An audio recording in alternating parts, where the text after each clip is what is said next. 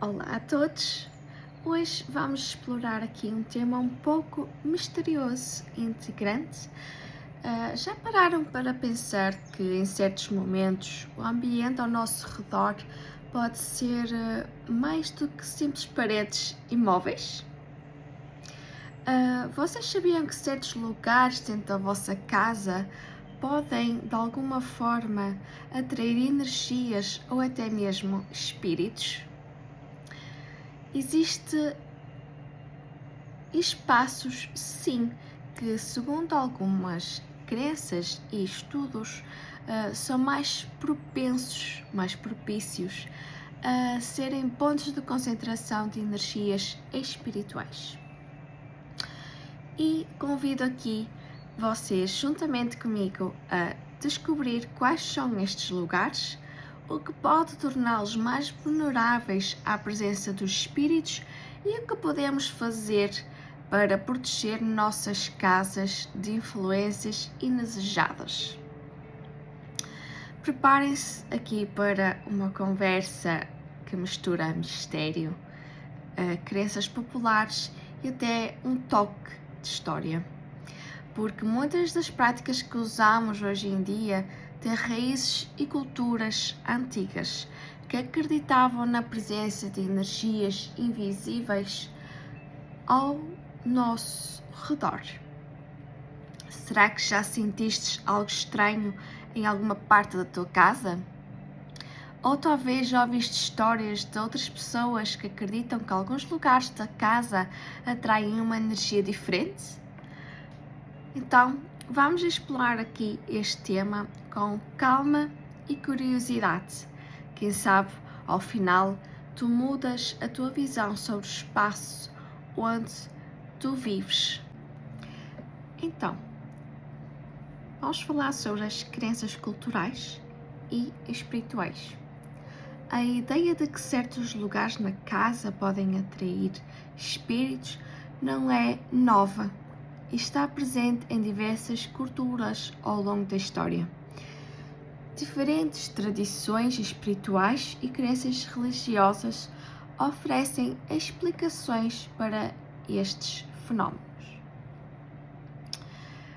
Falamos primeiro aqui sobre o espiritismo e religiões semelhantes.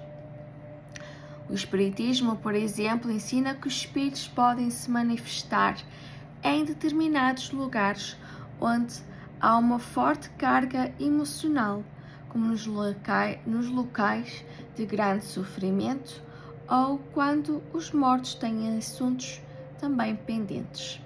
Acredita-se que estes espíritos podem se apegar a ambientes onde ocorram tragédias ou momentos marcantes na vida de alguma pessoa. Mas já dentro da religião do xamanismo e culturas indígenas, muitas culturas xamânicas acreditam que certos locais podem ser pontos de ligação entre o mundo material e espiritual. Pode-se imaginar que as casas ou as próprias famílias possam ter laços com espíritos ancestrais, de alguma forma, se manifestam nesses espaços. E por fim, as crenças populares e também lendas urbanas. Existem várias culturas. Há uma ideia de que certos lugares de casa são mais propícios a atraírem espíritos, como os quartos, por serem lugares íntimos, ou escadas e corredores, considerando aqui caminhos de transição entre os diferentes mundos físico e espiritual. Então, vamos agora falar sobre locais suspeitos dentro da casa. De acordo com as crenças, alguns locais da casa são mais suscetíveis à presença de espíritos, devido à sua configuração ou à energia que emitem. Por exemplo, vamos aqui dar alguns exemplos. Os espelhos. Muitos acreditam que os espelhos são portais para outras dimensões e de ideia que eles podem refletir e até transmitir energias, sejam elas boas ou más. É muito forte isto em diversas culturas. Em algumas tradições até é dito de que os espíritos podem ser atraídos por espelhos ou que os espíritos de entes queridos falecidos podem se manifestar através deles. Outro conceito é de que, um certo momento, os espelhos podem ser uma janela para outro lado, permitindo que as energias espirituais cruzem-se entre os mundos. E para não faltar aqui as nossas janelas e portas, não é? As portas e as janelas, especialmente aquelas que ficam abertas, são consideradas pontos de entrada e saída para energias espirituais. Uma casa, como uma porta ou janela, podem teoricamente estar convidando aqui algumas entidades espirituais a entrar ou a sair. Em algumas crenças, como o Feng Shui, as portas, janelas abertas ou mal posicionadas podem aqui afetar o fluxo de energia vital, o Qi, tornando aqui o ambiente mais propenso a desequilíbrios energéticos. Para não falar aqui dos borrões e sótãos. Estes aspectos são frequentemente vistos como lugares isolados e escuros e silenciosos, não é verdade?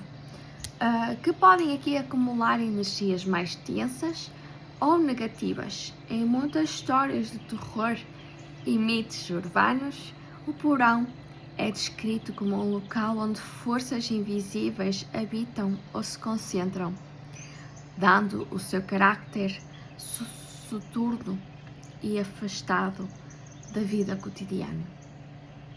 Falando aqui por último, e não menos importante, das escadas e corredores. Transição do ambiente para o outro, como subir ou descer as escadas, é vista de várias culturas como uma passagem ou um limiar entre o mundo físico e espiritual. As escadas incidem em esse simbolismo, sendo consideradas ponto de convergência entre os diferentes planos de existência. Falando agora sobre a energia e as emoções que ficam presas no ambiente. Pois é outro aspecto interessante, é o conceito de que os lugares de que lugares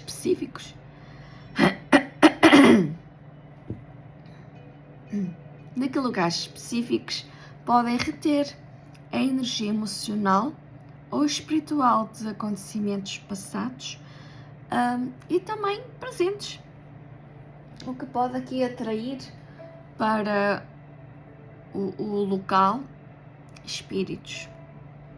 Em teoria, quando uma pessoa passa por um evento emocional muito forte, como uma dor, um medo ou até mesmo a raiva, em um determinado local ela pode deixar aqui uma marca energética que pode atrair ou até mesmo prender um espírito naquele espaço. Por exemplo, o trauma e o sofrimento. Muita gente acredita que quando um evento traumático ocorre, como uma morte trágica ou um grande conflito, a energia do sofrimento pode permanecer no ambiente. Isto acontece, em teoria, atrair espíritos que se ligam a esta energia ou que tentam resolver tendências não concluídas. Estou a ter cá. Depois temos aqui a influência de energias negativas. Espíritas, por exemplo, ensinam que lugares onde há muita alegria, amor e boas vibrações podem ser mais protegidos por influências positivas.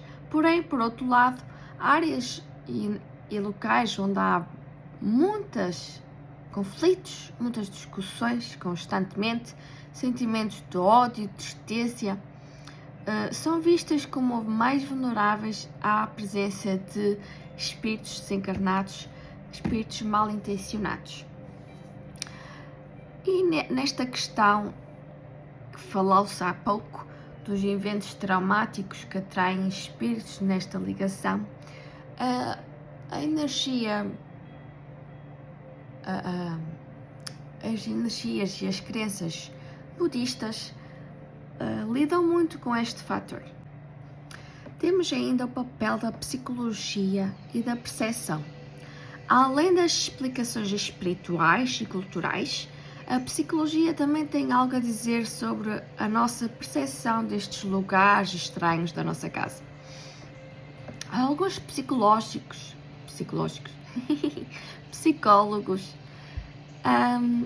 sugerem que a sensação de um espaço assombrado pode ser resultado da nossa própria ansiedade também, ou o medo do desconhecido. O cérebro humano tem a tendência de associar certos lugares escuros ou isolados com a possibilidade de algo inexplicável, o que pode gerar uma sensação de presenças invisíveis. A sugestão e o medo, quando estamos sozinhos em casa ou num lugar com pouca luz, a nossa mente pode começar a projetar sensações ou imaginar figuras, especialmente se estamos num estado emocional mais vulnerável. Isto pode fazer com que comecemos a sentir que estamos a ser observados ou que algo não está certo. Porém, também tem aqui a questão de os espíritos se apoderarem deste medo e se manifestarem perante este medo.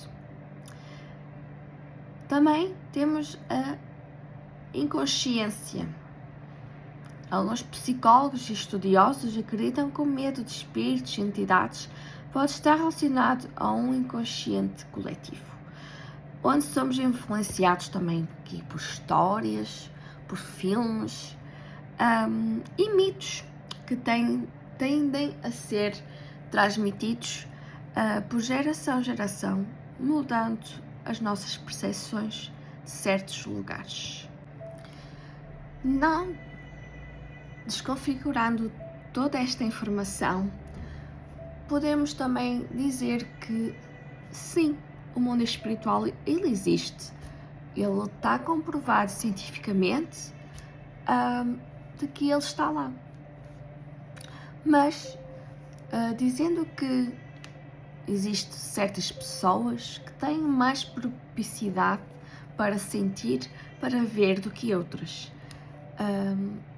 Isto acaba por não ser apenas algo psicológico, algo apenas emocional, é de facto um facto. E para terminar, como devemos proteger a nossa casa destas energias? Se tu acreditas que certos espaços na nossa casa podem estar a atrair espíritos ou energias negativas, há diversas práticas que são frequentemente sugeridas para proteger o nosso ambiente. Uma delas é a limpeza energética, pois muitas culturas, desde indígenas, budistas, culturas africanas, utilizam destas práticas espirituais para realizar as limpezas energéticas regularmente. Não é fazeres hoje e estares depois enorme tempo sem fazer. Não, é fazer regularmente. Nem que seja uma vez por semana, ou uma vez por mês, ou 15 em 15 dias. Vai depender conforme a tua necessidade e aquilo que tu sentes. Esta limpeza pode ser utilizada desde sálvia, arruda, café. Sim, café. Depois também temos a opção dos cristais.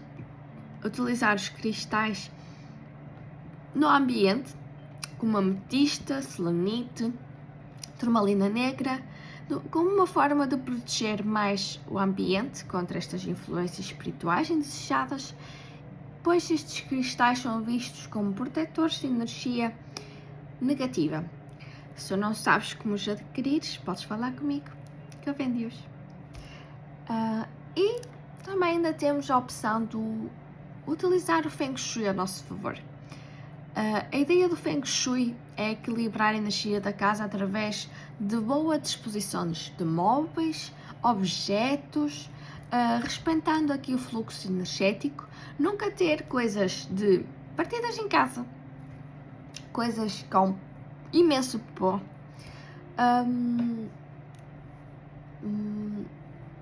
e quadros de pessoas falecidas. Sinto muita pena, minha gente, mas não é aconselhado ter. Portanto, todos estes pontos ajudam a corrigir certas energias na casa e também ajudando aqui a dissipar e a afastar energias negativas. O tema em si não é apenas ver e sentir fisicamente, mas também sobre como os espaços podem ter uma carga energética associada a eles, que podem influenciar também a nossa percepção e atrair entidades espirituais na realidade. De acordo com todas as filosofias, todas estas crenças, mitologias, tudo mais, isto existe.